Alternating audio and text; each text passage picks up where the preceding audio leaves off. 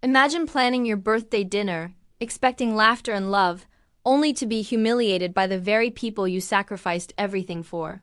That's what happened to me on my 30th birthday in Myrtle Beach. But instead of breaking me, that night lit a fire inside me, and I was done playing nice. 5 years ago, I was 25 and standing on the edge of what felt like the biggest break of my career. ID finally landed a project with a major client and national brand, whose campaigns could catapult a marketer into the spotlight. It wasn't just a job. It was the opportunity that could have defined me, my chance to prove I wasn't just another face in the industry. I'd poured weeks into the pitch deck, rehearsed every word of my presentation, and burned through endless nights of revisions.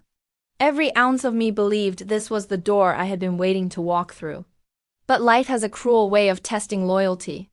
At the exact same moment that my career was about to take flight, my parents' small marketing firm, the company they had built from scratch, was sinking fast. A bad partnership had left them in debt, teetering on the edge of bankruptcy.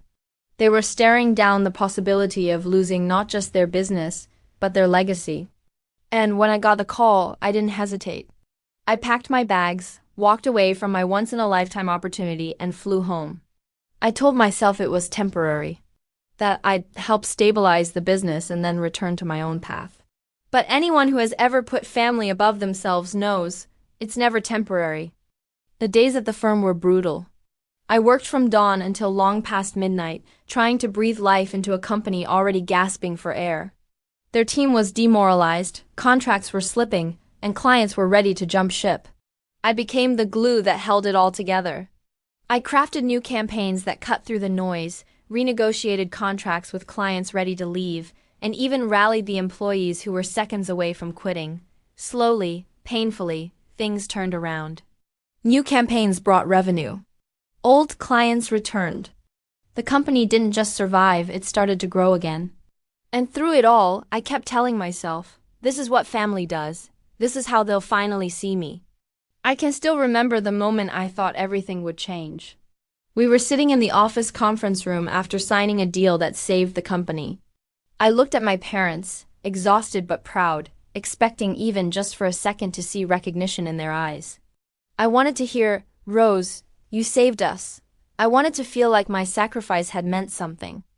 But instead, my mom leaned across the table, smiled at my sister, and said, "We're putting you in charge. You're more experienced. You'll keep us stable." Just like that, everything I had done, all the nights I didn't sleep, all the work I had thrown into pulling their company out of the fire was erased, brushed aside like it was nothing more than background noise. I sat there frozen, trying to process what had just happened. My sister beamed, smug in her new position, while my parents spoke about the company's bright future under her leadership. Not once did they thank me. Not once did they acknowledge that the very foundation my sister was standing on was built from my sweat and sacrifice. That day, something inside me cracked. I walked out of the company not with anger, but with emptiness. I had given up my dream, poured everything into theirs, and in return I was invisible. To them, my role was temporary, just a placeholder until their golden child could step in and claim the spotlight. Starting over wasn't easy.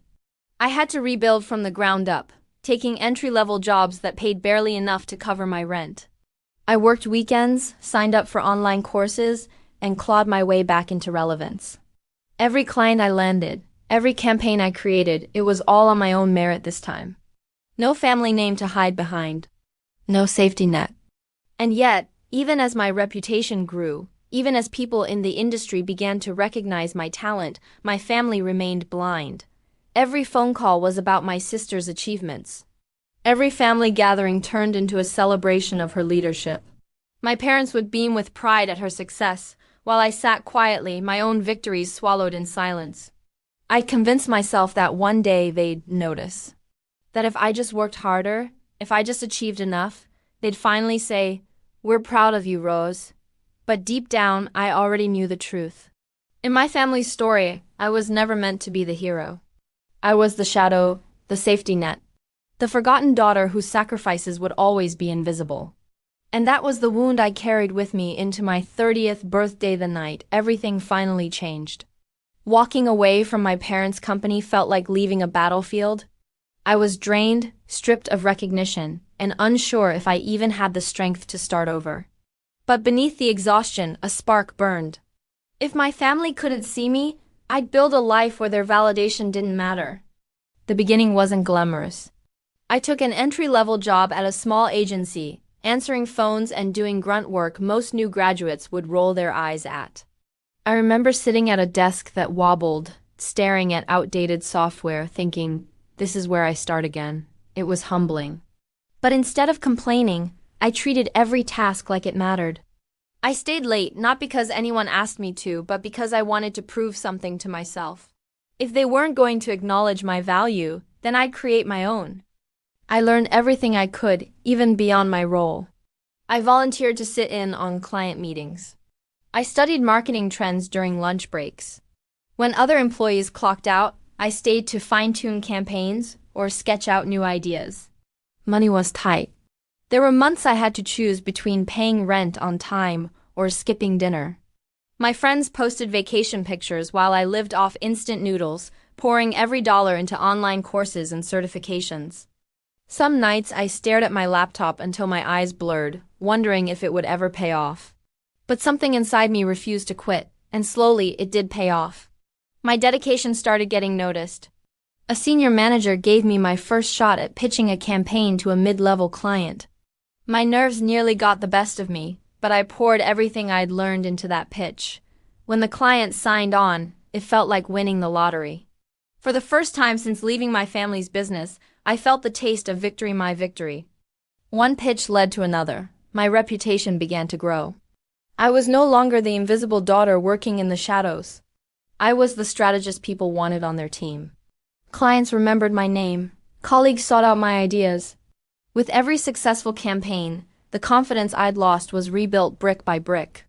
Still, the ache of my family's neglect lingered. Every phone call with my parents turned into a highlight reel of my sister's achievements.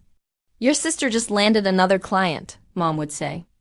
Or, your sister's leadership is really taking the company to new heights, Dad would add. I'd mention my latest win, only to be met with a polite, "That's nice, dear," before the conversation shifted back to her. It was like my life existed in a vacuum. To the outside world, I was a rising star in marketing. To my own family, I was invisible. But instead of letting it crush me, I let it fuel me. Each dismissal was another reason to push harder, to climb higher. I wasn't working for their approval anymore, I was working for mine. By the time I turned 30, I wasn't just another name in the industry. I was respected. I had clients others only dreamed of landing. I'd built a portfolio of campaigns that didn't just perform, they turned heads. My colleagues saw me as sharp, reliable, and creative. And yet, despite all of it, there was a hollow space in me. I needed my family to acknowledge me, even once. I kept hoping that one day they'd call just to say, "We're proud of you," that they'd notice the woman I'd become. So when I planned my 30th birthday dinner, I thought maybe, just maybe, it could be the night things changed. The night I'd finally feel celebrated, not sidelined. The night my family would finally see me, not as the forgotten daughter, but as the woman who rose from the ashes. Little did I know that dinner would break me and rebuild me in ways I could never have imagined. When I pictured my 30th birthday, I imagined something simple but meaningful, a chance to feel seen, maybe even celebrated. That's why I chose the beachfront resort in Myrtle Beach. The sound of waves crashing in the distance, the glow of lanterns lining the boardwalk, the warmth of family gathered around a private table. I wanted to believe this night could be different. I booked everything myself, a quiet corner of the restaurant with floor-to-ceiling windows overlooking the ocean. Menus personalized with our names, even a bottle of wine I knew my mother loved. It wasn't about extravagance. It was about creating space for connection. For once, I wanted the evening to be about all of us, not just her. But from the moment we sat down, I felt that familiar unease tightening in my stomach. My sister slid into her chair like she owned the room. Before the appetizers even arrived, she had already taken command of the conversation. Her voice carried effortlessly as she recounted a recent victory at the family company, describing in detail how she secured a major client. Her husband, sitting across from her, barely looked up from his phone. He scrolled lazily, muttering the occasional, while she painted herself as the savior of the business. Mom leaned forward, hanging on every word. Dad swirled the ice in his glass, grunting in vague agreement whenever my sister paused for breath. I waited for my turn, hoping for an opening. Finally, I slipped in a mention of a campaign I'd led at my own firm, one that had landed a high-profile client. My chest swelled with a quiet pride as I described the project. But before I could finish, Mom cut me off with a smile that didn't reach her eyes. "That's nice, dear," she said quickly, turning back to my sister. "Now, tell us more about your next big deal." It was like a punch to the gut. I smiled tightly, swallowing the sting, but my throat felt like sandpaper. I tried again, this time mentioning an industry award I'd been nominated for, one I'd worked years to even be considered for. I thought maybe this would impress them, maybe this time they'd lean in with curiosity. But my sister smirked, lifted her glass, and drowned me out with another story about how she dazzled a room full of executives. Her voice rose louder, brighter, drowning mine completely. The spotlight was fixed firmly on her, and my achievements were brushed aside like background noise. I sat there nodding, smiling at all the right moments, but each laugh, each compliment tossed in her direction chipped away at me. This was supposed to be my night. Instead, I was a spectator at her show. As the evening dragged on, the weight of their indifference pressed heavier on my chest. I excused myself to the restroom at one point just to breathe. Staring into the mirror, I barely recognized the woman looking back at me. My lipstick was perfect, my dress carefully chosen, but my eyes told the truth. They were tired, they were pleading. They were asking the question I'd been asking for years: why am I never enough for them? I dabbed at the corners of my eyes, forcing the tears back. I wasn't going to let them see me break. Not tonight. When I returned to the table, I pasted on another smile, willing myself to hold it together. The main course arrived, steam rising from plates of seafood and steak, and for a moment the conversation lulled. I thought maybe we'd ease into lighter topics. Maybe the tension would fade. I was wrong. My sister set her wine glass down with a deliberate clink. Her eyes glinted with something sharp as she leaned across the table. "So," she began, her voice loud enough to silence the room. "Still single at your age? What's there to be proud of?" The words hit me like a slap, cold, cutting, cruel. The restaurant seemed to freeze. Forks paused mid-air. Conversations around us blurred into background noise. I waited, desperate for someone to step in, for my parents to defend me, for her husband to at least shift uncomfortably. But the silence was deafening. Her husband let out a low chuckle, without even looking up from his phone. Mom adjusted her napkin, her eyes dropping to her plate. Dad took another slow sip of his drink, his face blank. No one spoke. The humiliation settled over me like a heavy cloak. I forced a smile, my lips trembling slightly. "Just enjoying my own path," I managed to say, my voice steadier than I felt. But inside my heart was pounding, my chest burning with a mix of shock and rage. My sister leaned back, a smug smile curling across her face, satisfied with the wound she'd inflicted. I tried to steer the conversation elsewhere, asking Mom about her garden, but my sister wasn't finished. She smirked again, tilting her head. "I mean, some people peak early, right? Not everyone can keep up." Her tone was light, but the venom dripped from every word. Her husband snorted a half laugh. Mom murmured something vague about the food. Dad just shrugged. The message was clear. To them, my sister's cruelty was entertainment. My pain was invisible. I clenched my fork until my knuckles turned white, but I kept my face neutral. I wouldn't give her the satisfaction of seeing me break. Instead, I took a sip of water, my hand shaking just enough to betray me. Each word she spoke, each chuckle at my expense, was another reminder. I would never be enough for them. Not in her shadow, not in their eyes.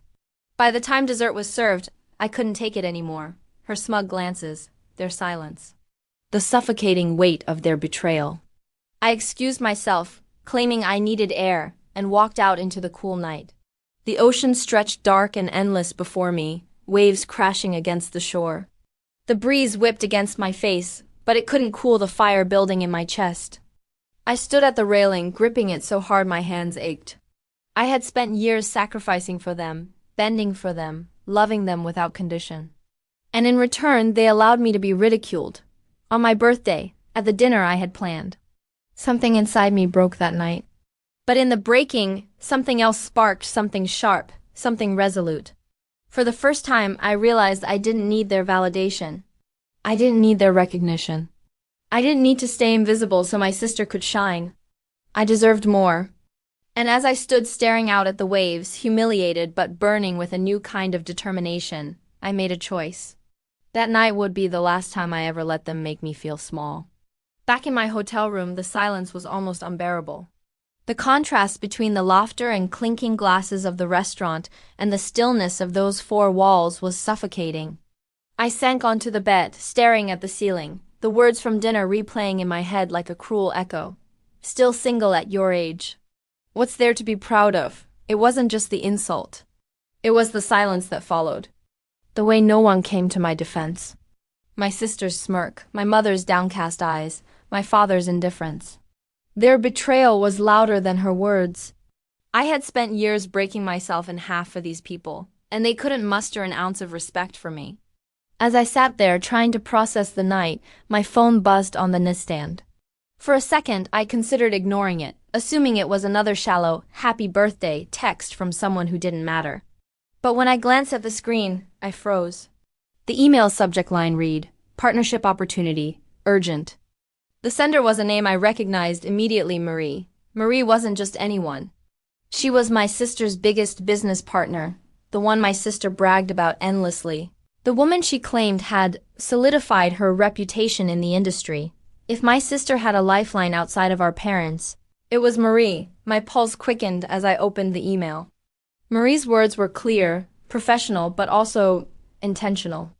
She'd heard about my recent campaigns, the ones my colleagues had praised and competitors had noticed. She said my creative direction had caught her attention, and she wanted me on board as a key strategist for a national brand's upcoming campaign. She wasn't offering me a side role. She wanted me to lead. For a moment, I couldn't breathe. This was the kind of opportunity I'd been chasing since I walked away from my parents' firm. The kind of project that could redefine a career. But mixed with the excitement came a wave of doubt, heavier than I expected. Would taking this mean going to war with my sister? Would my family see me as selfish again, accuse me of stealing her spotlight? The old fear tugged at me, the one that whispered I'd never be enough, no matter how hard I tried. I stood up and began pacing the room, the carpet muffling my frantic steps. My mind flashed back to 5 years ago, when I'd sacrificed everything to save the family business. I'd given up my shot, handed my dreams away without question, and what had it earned me? Nothing but dismissal, nothing but invisibility. I thought about that dinner, about my mother's quick dismissal of my achievements, about my father's silence, about my sister's venomous jab. I thought about how easily they had all let me crumble under her cruelty, and then the doubt began to shift. It didn't disappear, it hardened. This wasn't just another opportunity. This was justice. This was the universe handing me the match to light my own fire. I sat down at the desk, my laptop humming as I opened a reply. My fingers hovered over the keyboard for a moment, trembling, not from fear, but from a surge of adrenaline. I typed carefully, but with certainty. I told Marie I was interested. I outlined a few preliminary ideas, hinting at the vision I had for the campaign.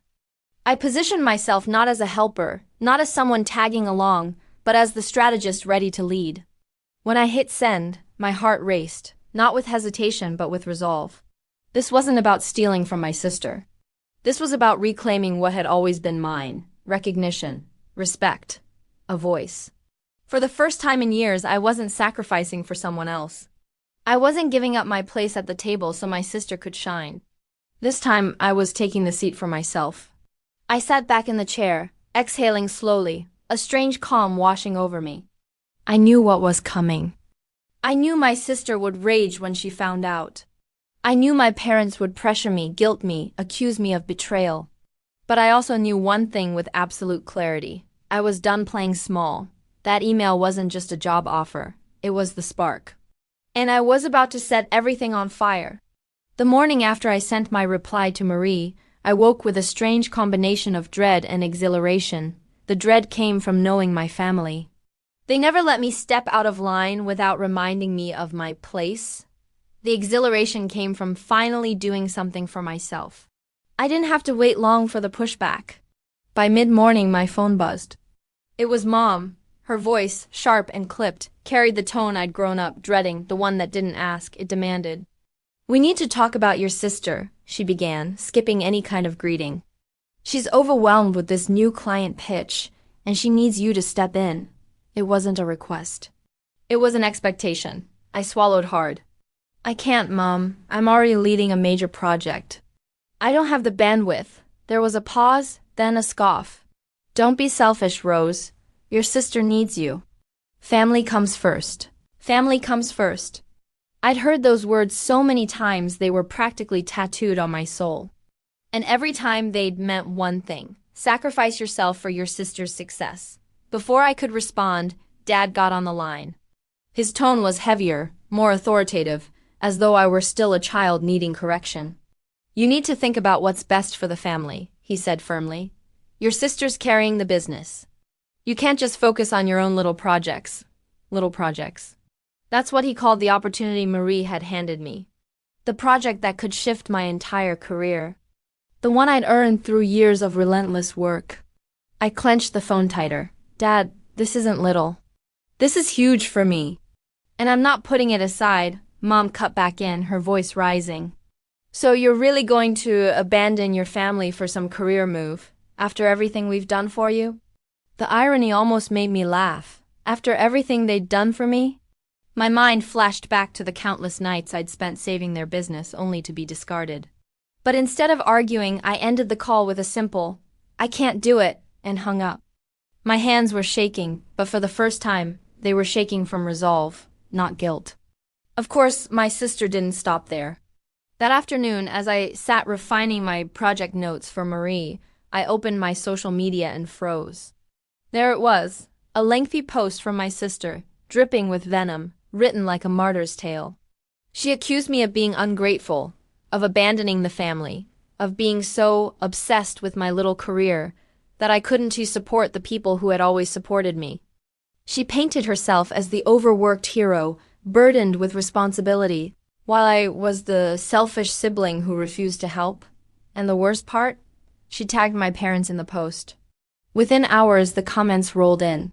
Family friends, old neighbors, even former colleagues, all chiming in, praising her dedication, agreeing with her version of events. Poor thing, carrying everything on her shoulders. Rose has always been self-centered, hasn't she?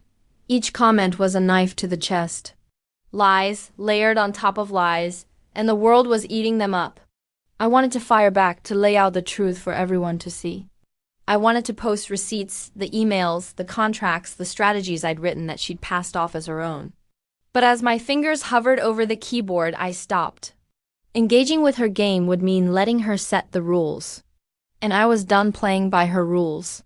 So instead, I closed the app, turned off my phone, and turned my full focus back to my work. Every ounce of frustration, every sting of betrayal, I'd poured into my project plan.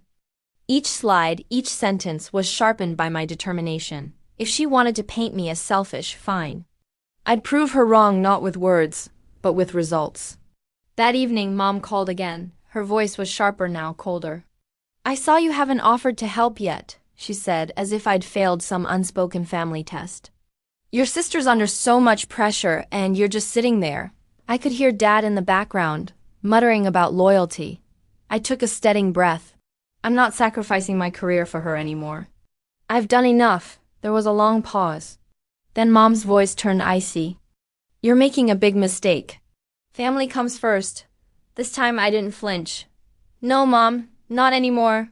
"Not when family only means me giving and you taking," I ended the call. My heart was pounding, but my mind was clear.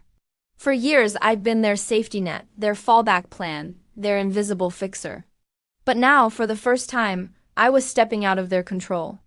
Their anger didn't sway me. Their guilt trips didn't pull me back in.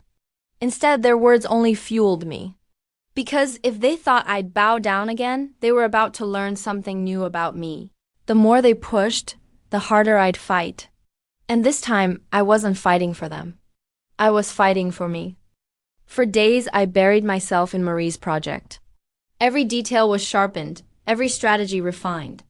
I didn't just want it to succeed, I needed it to be flawless. This wasn't just work. This was my statement to the world, and more importantly, to my family. I was no one's shadow. But as I threw myself into the campaign, I knew a storm was brewing. My sister wouldn't sit quietly while I stepped into her territory. The storm arrived sooner than I expected. I was sitting at my desk in the office one morning, reviewing competitor data, when the door burst open. My sister marched in, heels striking the floor like gunfire. Her face was flushed, her jaw tight, and her eyes locked onto me like a predator. "You need to stop this nonsense with Marie," she snapped, loud enough for heads to turn. The chatter in the office quieted instantly. Employees glanced over their cubicles, sensing the tension. I leaned back in my chair, keeping my expression calm even as my pulse quickened. "What nonsense?" I asked evenly, her arms crossed, her voice rising. "Don't play dumb. You know exactly what you're doing. Marie is my contact. I built that relationship. And now you're swooping in, trying to steal my spotlight. You're sabotaging me, and you know it." The entitlement in her tone was staggering. She truly believed everything, and everyone belonged to her. I stood slowly, meeting her glare. "Marie reached out to me directly," I said. "She saw my work and wanted me for the project. That's not sabotage." "That's recognition," she scoffed, tossing her hair back. "Recognition, please. You're out of your league. You've always been out of your league. You'll embarrass yourself and the family if you keep pushing this." Her words cut sharp, designed to dig into old wounds. For a moment, the younger version of me, the one who had always backed down, wanted to shrink, but not anymore. I straightened my shoulders, my voice steady. "I'm not withdrawing. This is my project, my chance. I've earned it." Her jaw clenched. For a moment, I thought she'd argue more, but instead she spun on her heel, her heels clicking sharply as she stormed out. The office buzzed back to life, but the tension lingered in the air. That confrontation left me rattled, but it also solidified something. I wasn't backing down. Not this time. Days later, the real test came. Marie scheduled a meeting at the family company to review the project, and I knew my sister wouldn't miss the chance to interfere. I arrived early, setting up in the conference room. My slides were ready, my notes meticulously prepared. Every chart, every projection was built to not just impress, but to leave no room for doubt. When Marie walked in, her presence filled the room. Sharp suit, confident stride, eyes that missed nothing. She greeted me warmly, and I felt a flicker of validation. But then, right on cue, the door opened again. My sister strode in uninvited, her expression a mix of irritation and false confidence. She took a seat at the table, folding her arms as if daring me to challenge her presence. The meeting began. I launched into my presentation, my voice steady, my pace deliberate. I outlined the campaign's vision, innovative, bold, but grounded in research. I walked through audience targeting, digital strategies, competitor weaknesses, and how we'd position the brand as a market leader. Marie listened intently, nodding, occasionally interjecting with sharp questions. Each time I answered with confidence, prepared for every angle. My sister, however, couldn't resist. She interrupted with comments about her experience and her contributions to the company. She dropped buzzwords like confetti, trying to redirect the spotlight, but Marie's focus never wavered from me. Her eyes stayed on my slides, her questions directed at me, her approval evident in every thoughtful nod. And then, halfway through, I made my move. "This builds on the campaign I developed years ago," I said, my eyes locking directly onto my sister. "The one that saved this company when it was struggling." The room fell silent.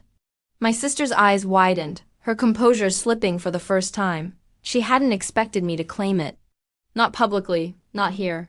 Marie's eyebrows rose in surprise.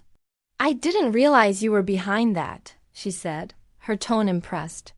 I nodded calmly. I've been behind a lot of things here, but I'm ready to step into the light now." My sister's face flushed red. Her hands gripped the table so tightly her knuckles turned white. She tried to jump in, babbling about her recent deals, but Marie cut her off politely, steering the conversation back to me. By the time I finished, the decision was clear. Marie leaned back, a smile tugging at her lips. "This is visionary work, Rose," she said firmly. I want you to lead this campaign. The words washed over me like vindication. As the meeting wrapped, Marie shook my hand, praising my clarity and direction. My sister sat silent, her confidence shattered, her power slipping through her fingers. For years, she'd built her reputation on overshadowing me, on stealing credit, on standing taller only by pushing me down. But now, in front of Marie, the truth was undeniable. I didn't gloat. I didn't need to. The victory wasn't just in winning the project, it was in finally being seen. In proving, once and for all, that I wasn't invisible. As I packed up my laptop, I caught my sister's eye one last time. Her expression was a storm rage, fear, disbelief. She knew what I knew. Her untouchable status was crumbling. And this time, there was nothing she could do to stop it. A few days after the meeting, Marie asked to see me privately. We met at a small downtown cafe, far from the buzzing energy of the office and the suffocating presence of my family. She ordered a black coffee, sat across from me, and leaned in, her expression serious. "Rose," she began, her voice low but steady, "I need to be honest with you. Your sister's been taking credit for your work for years." The words landed heavy, even though a part of me had always suspected it. ID felt it in my bones every time my parents praised her for campaigns ID bled over. ID seen it in her smug smile whenever clients applauded her innovative ideas that sounded eerily familiar. But hearing it confirmed by someone like Marie, someone with influence, someone who had worked closely with my sister, made it real in a way I hadn't prepared for. Marie continued. She explained how my sister had pitched several of her best campaigns, claiming them as her own. How she'd presented strategies that clearly bore my fingerprints, my style, my voice, my creative direction. At first, Marie admitted she'd believed her. But over time, the pieces didn't quite fit. And after my presentation, after hearing the way I spoke about strategy, the way I carried my ideas, it clicked. "You're the real talent here," Marie said firmly. "Not her. And I'm backing you." I sat there, my coffee untouched, my heart pounding. A mix of emotions flooded me: validation, anger, relief, betrayal. I wasn't crazy. I wasn't imagining it. My sister really had built her reputation on my back. For years I'd been invisible, not because I lacked ability, but because she'd stolen my light and my parents had handed her the stage. Marie promised to set the record straight. She said she'd bring her concerns to the company's stakeholders, and that she'd personally vouch for me moving forward. For the first time in my life, I felt like someone was truly in my corner, someone who saw me without the shadow of my sister blotting me out. Back at the family company, the fallout was swift. My parents launched an internal review, combing through old project files, emails, and client feedback. It didn't take long for the truth to spill out. Document after document showed a pattern: strategies I had drafted appearing under my sister's name, presentations I had created rebranded as her work, late-night emails I'd written scrubbed of my signature. The evidence was undeniable. Whispers spread through the office like wildfire. Employees exchanged glances in hallways. Conversations halted whenever I walked by. The myth of my sister's brilliance was cracking, and everyone could see who had been holding the company up all along. By the end of the week, my parents called a board meeting. I wasn't invited, but word traveled fast. My sister was stripped of her managerial title, demoted to a junior role, given a formal warning that if she didn't shape up, her job itself would be on the line. The golden child had fallen. When the news reached me, I didn't feel joy, not exactly. It wasn't about revenge in the sense of relishing her downfall. What I felt was release, like a weight I'd been carrying for years had finally been lifted. But the story didn't end there. The very next day, my parents appeared at my desk. Their faces were pale, their expressions tight. Gone was the smug confidence they usually wore when parading my sister's accomplishments. Mom spoke first, her voice softer than I'd ever heard it. "We didn't realize how much you did for us," she said, eyes darting away from mine. "We trusted your sister too much," Dad followed, his voice heavy. "We need you to step in and help fix this mess. The company's struggling without her leadership." Their words stunned me, not because they asked for help, but because of how little had changed. They weren't apologizing. They weren't recognizing me as the rightful leader. They were asking me to save them again, to clean up after my sister. to put my own life on hold for their benefit. I took a deep breath, my resolve solid. I'm not responsible for fixing this, I said calmly. I've already given enough. It's time you figure this out without me. The silence that followed was thick, suffocating. Mom's eyes widened, as if she couldn't comprehend me saying no. Dad's jaw tightened, his pride bristling at being refused. But I didn't flinch.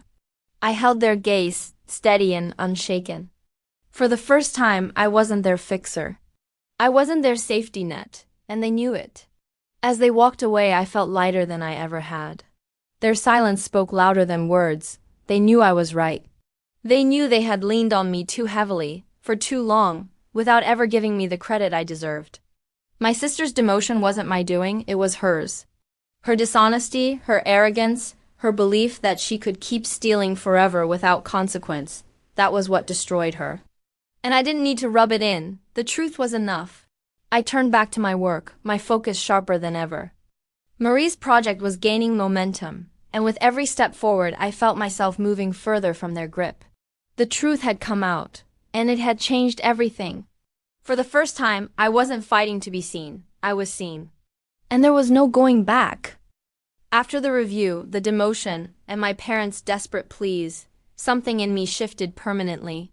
For years I had clung to the hope that if I gave enough, sacrificed enough, maybe they would see me. But the truth was undeniable now. No matter what I did, I would always be invisible in their eyes, unless it was convenient for them to use me. So I made a choice. I cut the cord. It started small. I stopped answering Mom's calls. Ignored Dad's emails. When my sister's number popped up on my screen, I hit block without hesitation. Each step felt like pulling a thorn out of my skin, painful, but relieving. The silence that followed wasn't empty. It was healing. For so long, their voices had been in my head, telling me I wasn't enough, telling me to give more, telling me family came first, when what they really meant was her first. Without their constant demands, I could finally hear my own thoughts, my own desires, my own ambition. I poured all of it into my career. Working with Marie wasn't just professional, it was transformative. She saw me for who I was, sharp, creative, reliable. Not a backup plan, not a safety net, a leader. She pushed me, challenged me, encouraged me to aim higher than I had ever dared before. Together, we landed contracts that once felt untouchable. A major brand signed on after our campaign shattered expectations, and suddenly doors that had always been closed to me swung wide open.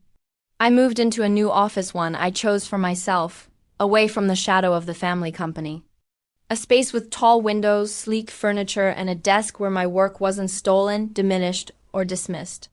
Each morning, as sunlight streamed across my papers, I felt stronger. Each day, I knew I was carving out a path that was mine alone.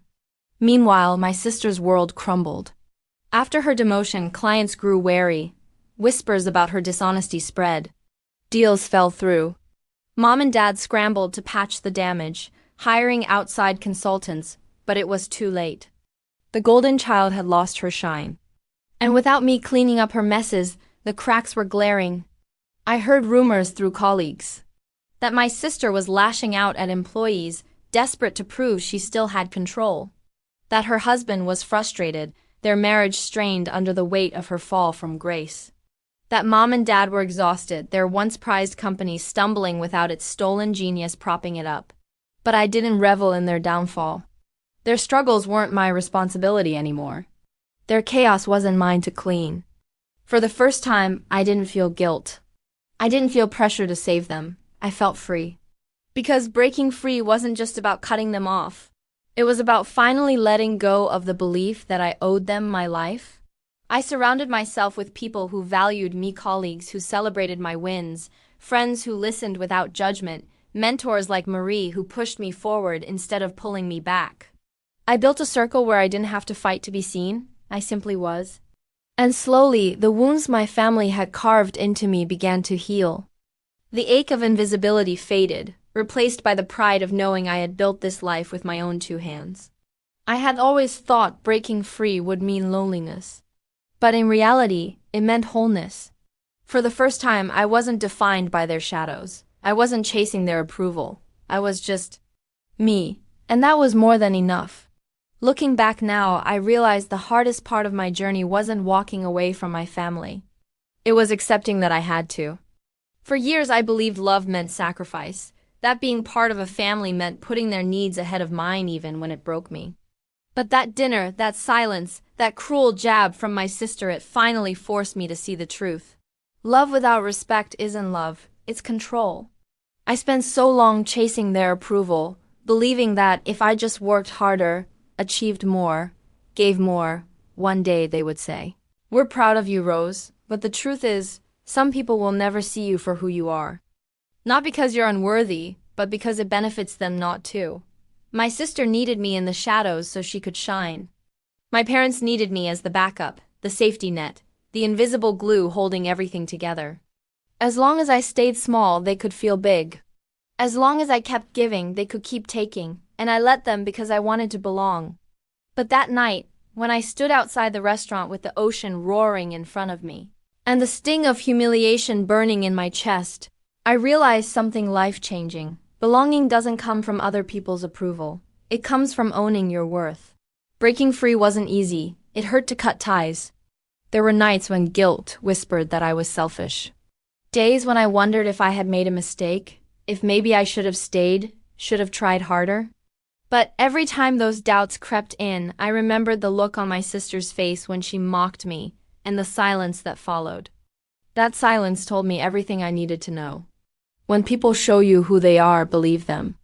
My family had shown me over and over that I would never matter as much as my sister, that my achievements would always be diminished, that my sacrifices would always be expected, never appreciated. I finally chose to believe them, and then I chose myself. And here's what I've learned: choosing yourself isn't selfish, it's survival. It's the foundation of every healthy relationship you'll ever build. Because until you respect yourself enough to set boundaries, you'll always be at the mercy of people who don't respect you. When I stopped trying to earn their approval, my life opened up. I built a career I'm proud of, not one I had to hide behind someone else's name. I found colleagues who celebrate my wins instead of competing with them. I built friendships rooted in mutual respect, not conditional love. And most importantly, I finally felt whole because I was no longer cutting myself down to make space for someone else. If you're listening to this, maybe you've been there too. Maybe you've been made to feel small so someone else could stand taller. Maybe you've given everything, only to be treated like it was never enough. Maybe you've swallowed your voice so many times, you've almost forgotten how it sounds. Let me tell you this: you don't owe anyone your silence. You don't owe anyone your dreams. And you don't owe anyone the pieces of yourself that you need to feel whole: family, friends, partners. Whoever it is, if they can't see your worth, if they keep taking without giving, if they use your love as leverage to keep you small, you have the right to walk away. You have the right to set boundaries, even if they don't like it. You have the right to choose yourself, even if it means being called selfish.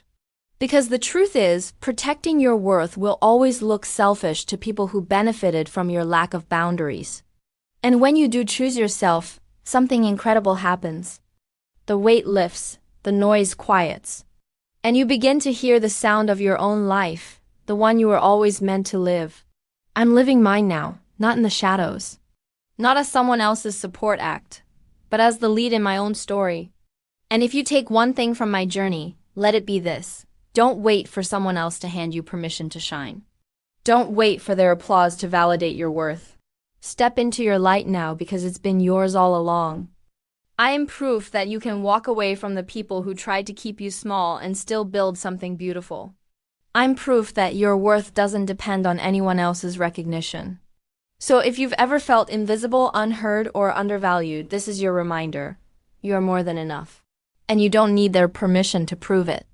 As I sit in my new office, watching the city lights flicker like endless possibilities, I know this: I am no longer the forgotten daughter. I am the woman who chose herself, who walked away from silence and built a life where her voice can't be ignored. The scars of betrayal remain, but they remind me of the strength it took to stand tall. And if my story resonated with you, don't forget to like this video, subscribe for more, and share your story in the comments. Because your voice matters and it deserves to be heard.